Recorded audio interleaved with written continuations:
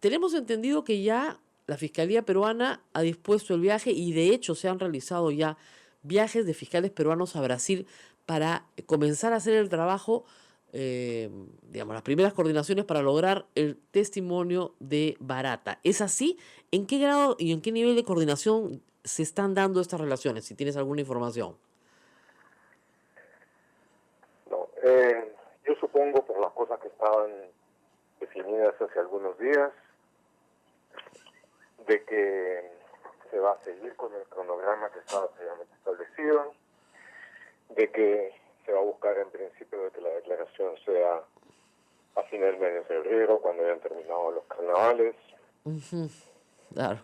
y se haya podido organizar adecuadamente las preguntas y todo lo relacionado con el proceso. Ahora, Barata es un testigo que tiene que hablar largo. ¿Se ha previsto un número limitado de horas o se ha previsto tal vez varios días? Porque son muchos gobiernos, muchos funcionarios, muchas entidades públicas y no sé qué metodología, si tienes alguna idea, patrocina la Fiscalía Brasilera, que sé que está presente justamente para garantizar que Barata no mienta. ¿Hay alguna metodología pactada ya con la Fiscalía peruana? Primero, la que organiza, define, maneja el proceso es la Procuraduría Federal Anticorrupción brasileña. Ellos son los que llevan el proceso. Los fiscales peruanos están como invitados, hacen sus preguntas realmente a través del procurador, es decir, el fiscal, que está a cargo de eso, y el control de todo ese proceso se realiza a través de la normativa legal brasileña. Yo entiendo de que en principio buscan de que este tipo de proceso interrogatorio sean puntuales, concisos, pero es muy probable de que en el caso que no se pueda terminar en un día, esto pueda seguir en días sucesivos. Hasta donde yo he visto, no hay grandes maratones, o sea, no hay madrugones. Trabajan dentro de determinados horarios y si no se ha concluido, pues siguen el día siguiente. Hay otros testigos, Gustavo, tú lo has escrito en algún momento, Boleira, Mameri, ellos no han solicitado una colaboración eficaz aún con el Perú, pero son testigos importantes porque también manejaron dineros vinculados al Perú. ¿Qué hay de ellos? Todo, hasta donde yo entiendo, todo el personal corporativo de Odebrecht que entró dentro del proceso corporativo de delación premiada en Brasil y que tenía de una u otra manera vinculación con el Perú, buscó en principio acogerse a eso, pero las contradicciones que hubo en el proceso acá en el Perú y la manera muy poco eficaz, muy poco diestra en que eso fue manejado, retardaron el proceso mucho.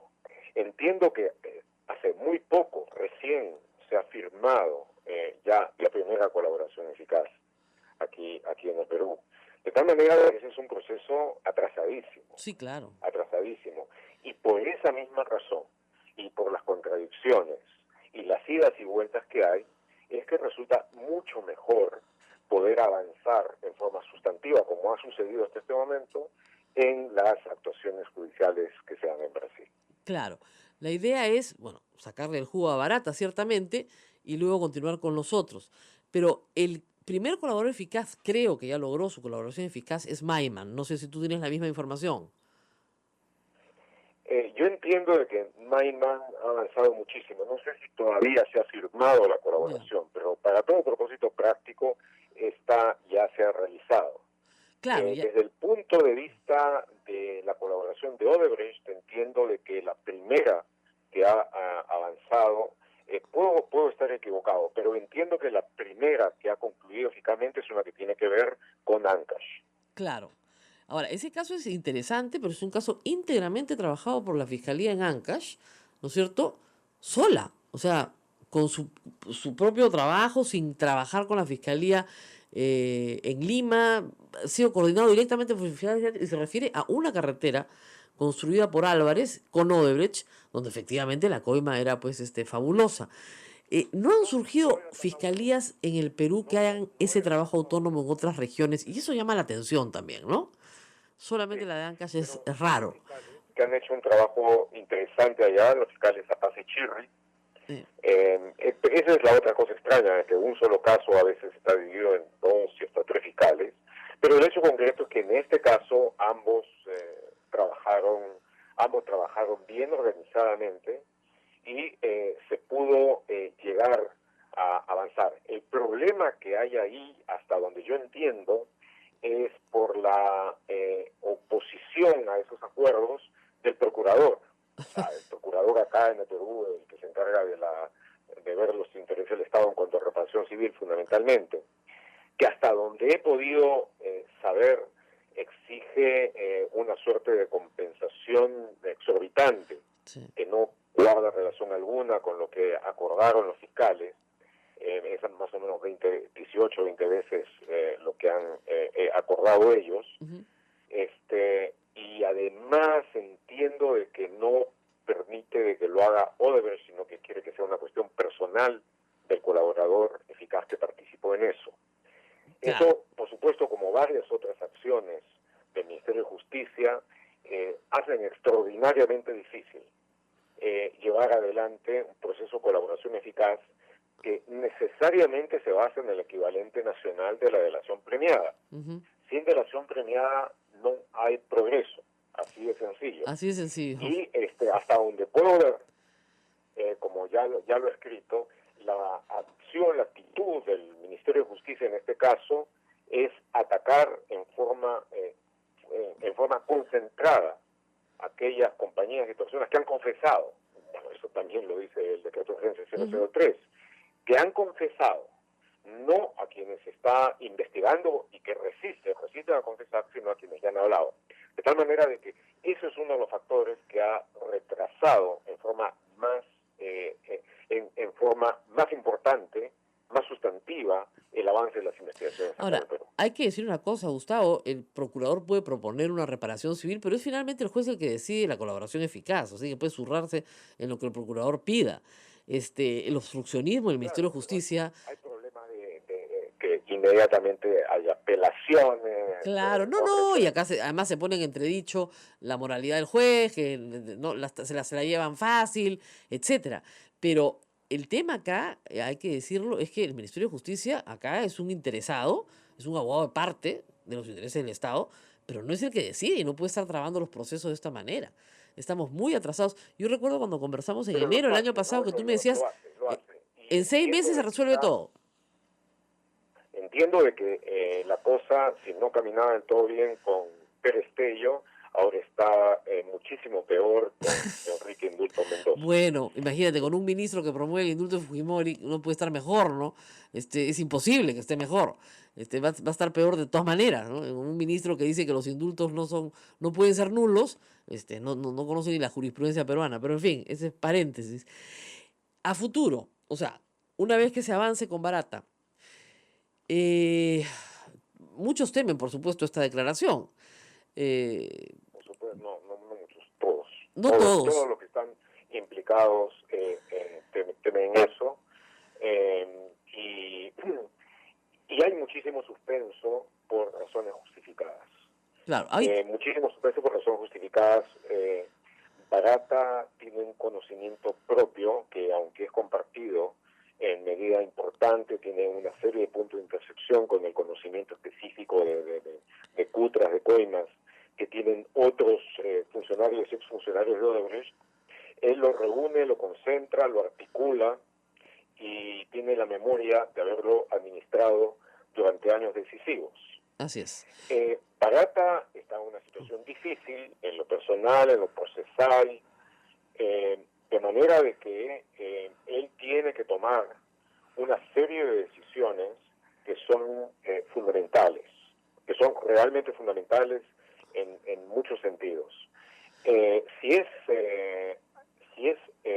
sorprendido y se demuestra en forma razonable, no fehaciente, razonable, que ha omitido o ha mentido, entonces la Procuraduría Federal brasileña puede inmediatamente iniciar y ejecutar, por supuesto con la determinación del juez federal, acciones para quitarle los beneficios, para sacarlo de los beneficios de la delación premiada corporativa, de la colaboración. Así es, de la que ya obtuvo en Brasil, digamos, que es la que más le interesa.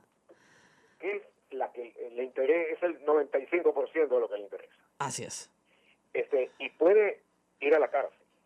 Claro. Ahora, así como los que han colaborado en Brasil han visto una reducción importantísima de sus penas. Marcelo Odebrecht, por ejemplo, ya está en su casa. Así es. Desde el 19 de diciembre pasado en detención domiciliaria. Pero es una inmensa diferencia. Lógico. Entre lo que había y lo que hay. Pero así como hay una lenidad considerable con aquellos que colaboran con la justicia, la severidad de condenas puede ser, y ha habido casos, como lo hubo en el caso Mensalao, por ejemplo, de quienes se resistieron hasta el final y recibieron condenas de 20 años. Bueno, es el caso... y más, y a pasarlas en prisión. Claro, y es el caso de Lula. El Lula se ha resistido y se sigue resistiendo. Lula todavía ha recibido una condena en segunda instancia, no ha entrado en prisión, está por verse si termina en prisión, pero digamos fue el caso de Marcos Valerio, alguien a quien no se conoce aquí, que decidió no hablar, resistir y se fue a la cárcel. Claro. Posiblemente vaya a terminar siendo el caso de José Dirceu también. Claro. Pero el hecho concreto es de que eso lo va a tener muy presente Barata. Así es. Del otro lado, hay que verlo también con claridad. Ese es otro aspecto. Para él, delatar con claridad va a ser poner en mano de la justicia a gente con la que tuvo una cercanía empresarial y personal de muchos años. Claro, y estamos hablando de Alan A él García. no le ha sido difícil delatar a aquellos a quienes les tenía antipatía.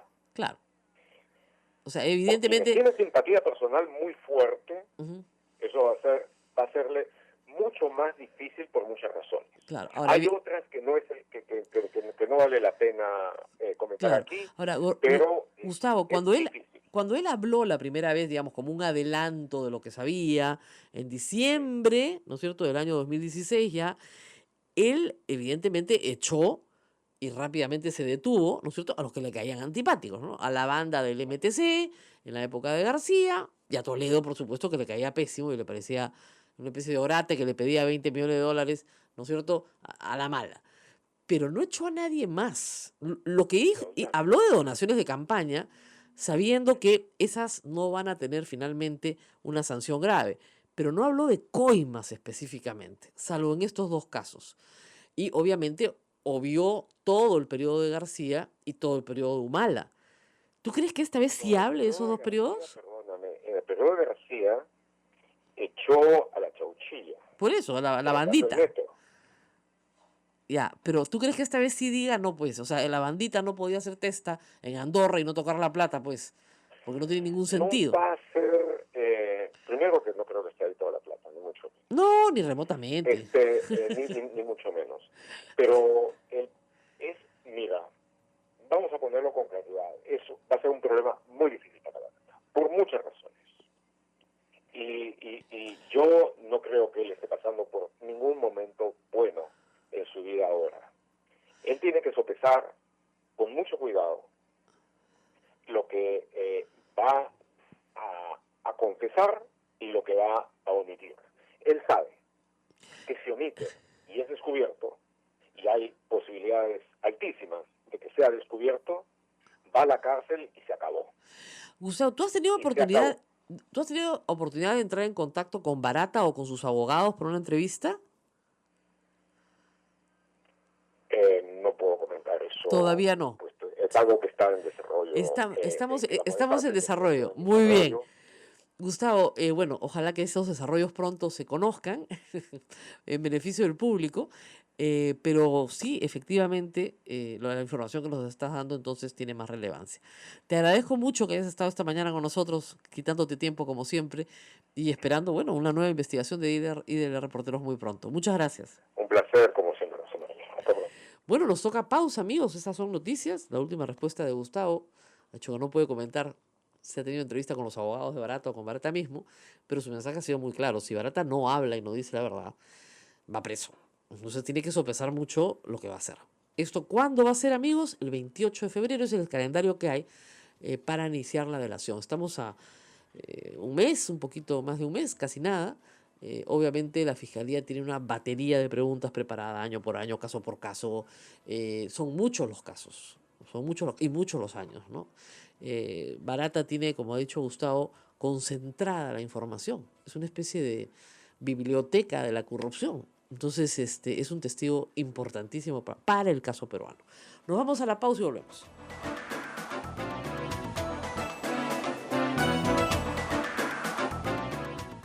Sodomco, Sociedad Dominica de Medios de Comunicación. Continuamos con A Pensar Más con Rosa María Palacios a través de Sodonco. Las emisoras que integran Sodonco son Radio Santa Rosa en Lima, Radio Santo Domingo en Chimbote, Radio San Martín en Arequipa, Radio Veritas en Cusco, Radio Cepagua, Ucayali, Radio Quillabamba, La Convención y Radio Madre de Dios en Puerto Maldonado. Rosa María, los oyentes que se comunican a través del Facebook Live nos dicen el caso Bativilca. Hoy día hemos tenido ayer justamente a los muchachos que están organizando la marcha para el día del 30 y a Flor Wilca, que es también parte del colectivo de los familiares que están luchando porque se obtenga justicia. El caso Bativilca se ha vuelto muy importante, aun cuando, Alberto Fujimori ya fue juzgado por el caso del Grupo Colina en Barrios Altos, La Cantuta, los secuestros de Gustavo Ritti, justamente, de Samuel Dyer, pero no por los demás casos, ¿ok? Y hay varios. Entonces, pero la gracia presidencial no los exime. Momentito, ahí viene el lío. Entonces, justamente, el ministro de Justicia, para que salga, ¿no? Para que se vaya de alivio, para que salga tranquilo, no solamente lo indultan, sino le dan el derecho de gracia presidencial. El derecho de gracia presidencial se aplica, según nuestra Constitución, cuando el plazo de la investigación ha excedido, y del proceso en general, ha excedido largamente, ¿no es cierto?, el momento en que te tienen que condenar. O sea, la idea es la siguiente, para que tengan la idea más simple. O sea, a ti no te pueden tener por años, ¿no es cierto?, preso sin condena. En esos casos el presidente te puede dar una gracia presidencial, ¿ok? Y decirte, por favor, señor, el señor tiene derecho de gracia presidencial, sale. Entonces no puede ser condenado porque ya pasaron muchos años, ¿ya? El problema con el caso Pativilca es que algunos dicen, pues perdón, el caso Pativilca es de 1992, ya pasaron todos los años. No, señor. El caso Pativilca recién viene de Chile el año pasado. ¿Ok? ¿Por qué? Porque cuando extraditan a Alberto Fujimori, lo extraditan por una serie de casos. Y no se te puede juzgar sino por los casos en los que se ha permitido la extradición. Entonces, para ir ampliando la extradición, hay que solicitarle a la Corte Suprema de Chile que amplíe la extradición.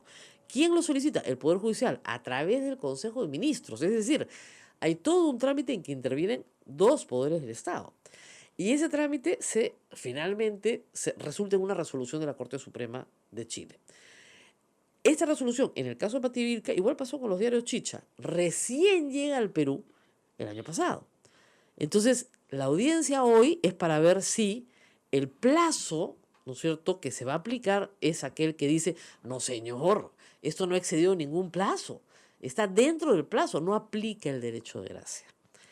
Entonces va a ser interesante que la justicia le diga al presidente de la República que en ese extremo del indulto la gracia no aplica.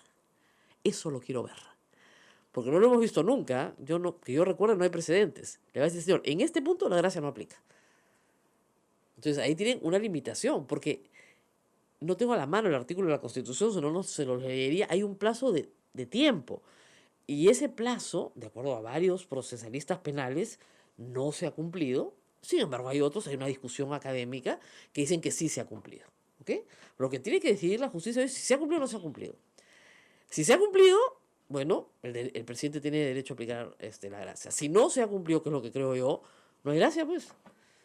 No se cumple con el presupuesto constitucional. Y cualquier juez, en aplicación del control, de lo que se llama control difuso, ¿no es cierto?, puede decir que no se aplica la gracia. ¿Qué es el control difuso? Es, tú tienes que aplicar la Constitución sobre cualquier otra norma. Siempre. Sobre una resolución de indulto, sí, también. La Constitución es la norma de más alta jerarquía.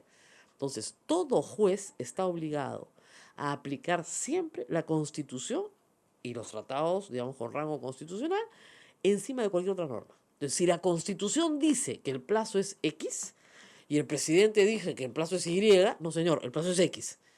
Yo como juez tengo el control difuso de la Constitución.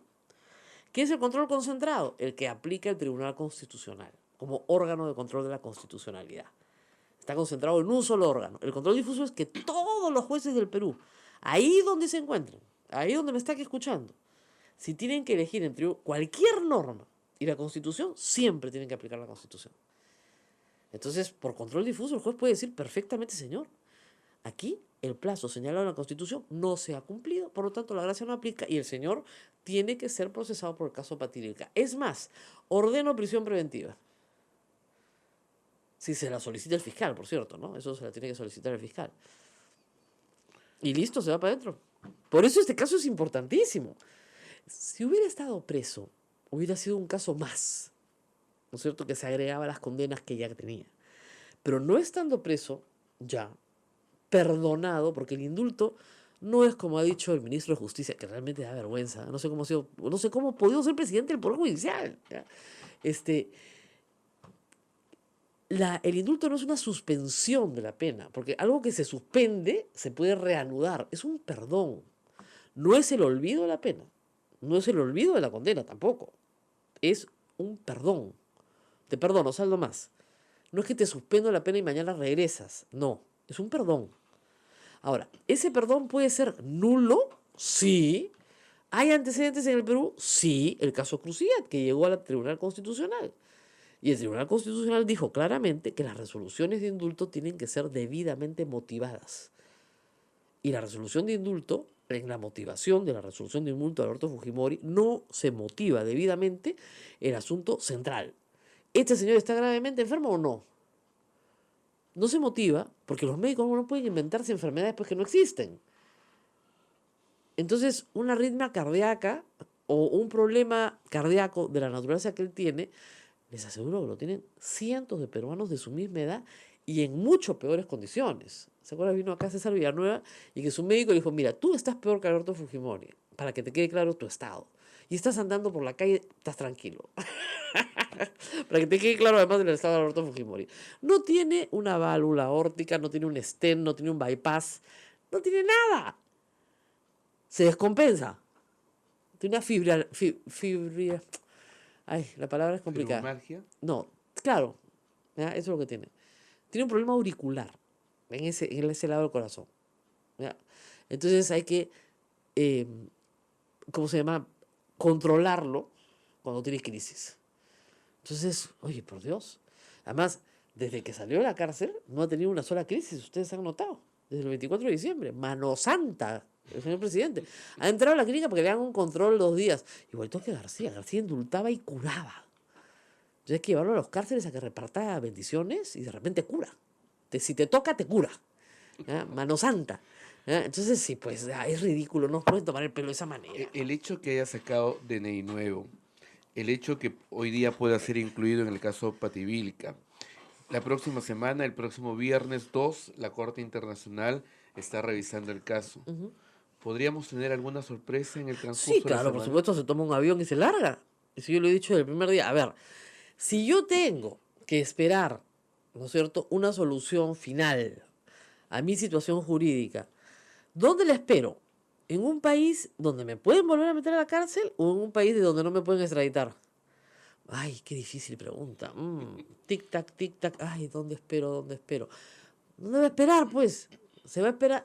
Además, piensen ustedes que Alberto Fujimori vivió 5 años en Tokio. No debe haber sido muy feliz porque se vino por algo, ¿no? Pero tiene hijo, nietos, hermanos, sobrinos y plata. O sea, tiene familia y dinero. ¿Por qué no se va a ir al Japón? No te ahogues, se nos ahoga nuestra, le dio ataque de estornudos. Como diciendo, ¿qué pago es este hombre? ¿Por qué no se va al Japón? ¿No? Le alquilan una casota a los amigos, que está lejos, o sea, tiene que estar a 15 minutos de una UCI. Ya, ahí, donde está, no estás a 15 minutos de una UCI. Ni hablar. ¿Ya? Para salir de la estancia te debes demorar 10 minutos fácil. Y de ahí agarra el tráfico de La Molina, porque La Molina, en la ciudad de Lima, es un embudo salir. O sea, Así entrar y es. salir de La Molina. La Molina tiene, digamos, de entrada y salida dos accesos. O por el cerro o por Javier Prado. Ya, no me van a decir a mí que es estupendo. Llegas al toque. ¿A dónde vas a llegar? Lo más cerca que tienes es urgencia de la clínica americana que queda en el Óvalo, ¿no es cierto? Cerca de la Universidad Agraria. Pero ahí no tienen una UCI donde internarte, ahí te pueden estabilizar, pero ahí tienen que llevarte una UCI en ambulancia. O sea, no tiene ningún sentido la elección que han hecho. ¿Y por qué no tiene sentido? Porque no tienen que estar a 15 minutos de una UCI, pues. O sea, tan pavos no somos, ¿no? Porque no se agarran de... ¿Sabes qué? Es una cosa que... El indulto de Fujimori es una cosa que irrita porque te quieren agarrar de idiota. ¿Ya? Y el pueblo peruano no es idiota, ¿no? El 95% de la gente sabe que el señor Fujimori es culpable. Ya en las últimas encuestas es así, es culpable. Además, él mismo ha admitido su culpabilidad en todos los casos de corrupción, que ya cumplió en eso ya cumplió su condena. Es culpable. O sea, no hay nada que discutir. Pero además de ser culpable, hay gente que todavía cree que el indulto es válido porque está muy enfermo. Hay que convencer a esa gente que el señor no está pues muy enfermo, sale sonriendo, sonriente, rosadito, su foto de DNI, bien contento. Obviamente tiene derecho a un DNI. Incluso en la cárcel tiene derecho a un DNI. Porque, por ejemplo, si el señor quiere testar, tiene derecho a hacer testamento. Si el señor se quiere casar en la cárcel, tiene derecho a casarse. No pierdes todos tus derechos constitucionales por estar preso. Entonces, algunos actos jurídicos los puedes realizar desde la cárcel, sí, por supuesto. Y puedes tener tu DNI, por supuesto que puedes tener tu DNI. No puede votar, no puede participar en la vida política del país. Obviamente, los presos no votan, porque están inhabilitados. ¿Ok? Pero hay algunos actos jurídicos que sí puede realizar. Miren, Abel Guzmán se casó. Así O es. sea, y eso es un acto jurídico en el Perú. ¿Ok? Entonces, sí pueden tener DNI. Ese no es el tema. Además, el señor tiene pasaporte japonés. El día que quiera, sale por... Además, sin mucho escándalo, ¿ah? Puede salir por migraciones. Hoy, caminando, con silla de ruedas, diciendo, me voy a hacer un tratamiento, ¿no es cierto? Me tienen que poner una válvula aórtica en el corazón, me la van a poner en Estados Unidos y mis amigos me están pagando el viaje y la operación.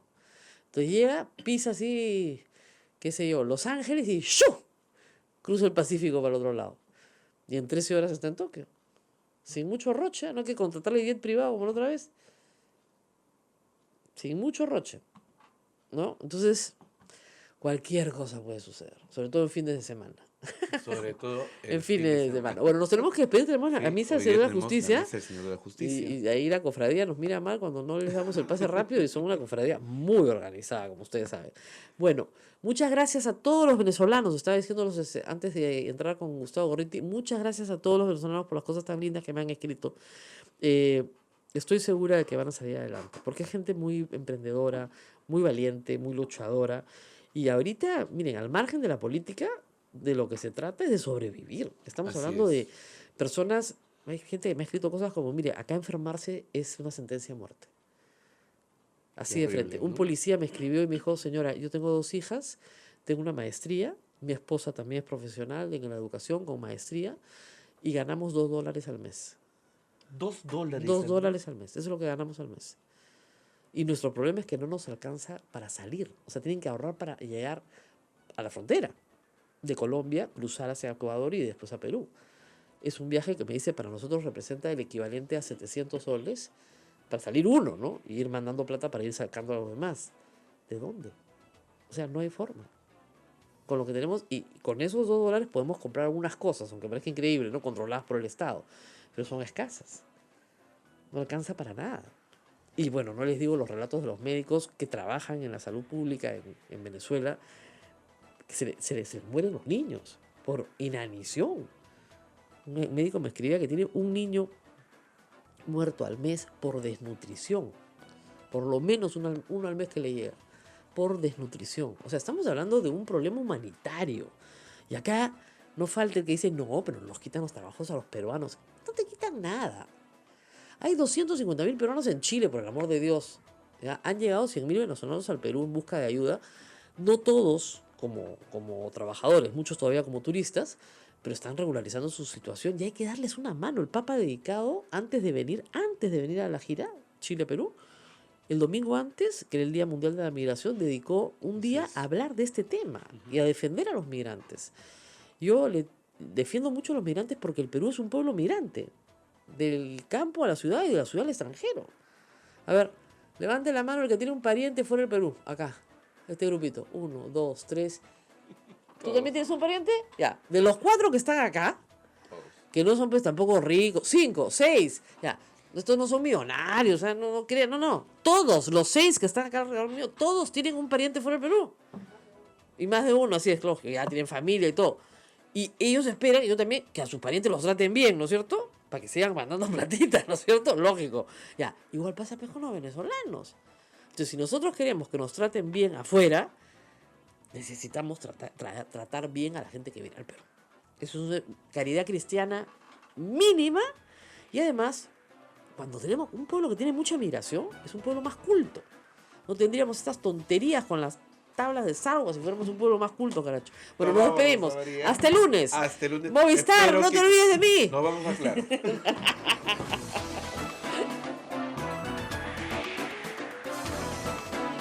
Hasta aquí, A Pensar Más con...